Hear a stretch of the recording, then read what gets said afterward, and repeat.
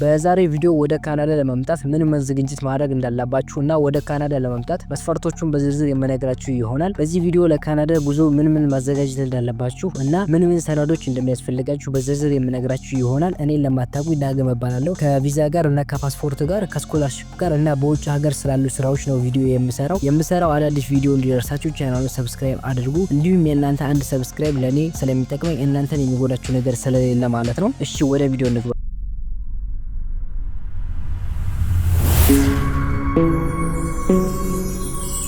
እሺ ክብራችን ቤተሰቦች እንደምታውቁት ካናዳ ቆንጆና ሰላማዊ ሀገር ናት። ብዙ ሰዎች ለትምህርትና ለስራ ወይንም ለመኖር ወደ ካናዳ ይመጣሉ። ነገር ግን ወደ ካናዳ ማምጣት ቀላል አይደለም። ብዙ ዝግጅትና ብዙ ሰነዶች ያስፈልጋሉ። ይህ ቪዲዮ እስከመጨረሻው ከተከታተላችሁ ሙሉ መረጃ የምሰጣችሁ ይሆናል ማለት ነው። እሺ ክብራችን ቤተሰቦች በመጀመሪያ ደረጃ ወደ ካናዳ ለመግባት የሚያስፈልጋችሁ ነገር ቪዛ ነው። ለቱሪዝም፣ ለስራ ወይንም ለትምህርት የተለያዩ የቪዛ አይነቶች አሉ። የትኛው ቪዛ እንደሚያስፈልጋችሁ በካናዳ ኤምባሲ ወይንም የኮንሱላት ድረገጽ ላይ ገብታችሁ ቼክ ማድረግ ትችላላችሁ ማለት ነው። እሺ ክብራችን ቤተሰቦች ወደ ካናዳ ለማምጣት ሌላኛው የሚያስፈልጋችሁ ነገር የገንዘብ ማስረጃ ነው። ማለትም በካናዳ በሚቆዩበት ጊዜ ራሳችሁን መደገፍ የሚችሉ መሆናችሁን ማረጋገጥ አለባችሁ። ይህም ማለት በባንክ ውስጥ ያላችሁ ሂሳብ፣ የስራ ውል ወይንም የስፖንሰርሺፕ ደብዳቤ ማቅረብ ትችላላችሁ ማለት ነው። በመቀጠል የቋንቋ ብቃታችሁ የዳበረ መሆን ይኖርበታል። ማለትም በአብዛኛው የእንግሊዝኛ ወይንም የፈረንሳይኛ ቋንቋ ብቃት እንዳላችሁ ማረጋገጥ ያስፈልጋል ማለት ነው። ይህም በዓለም አቀፍ ደረጃ ተቀባይነት ያላቸው የቋንቋ ፈተናዎች ውጤት በማቅረብ ማሳየት ትችላላችሁ ማለት ነው። በመቀጠል ወደ ካናዳ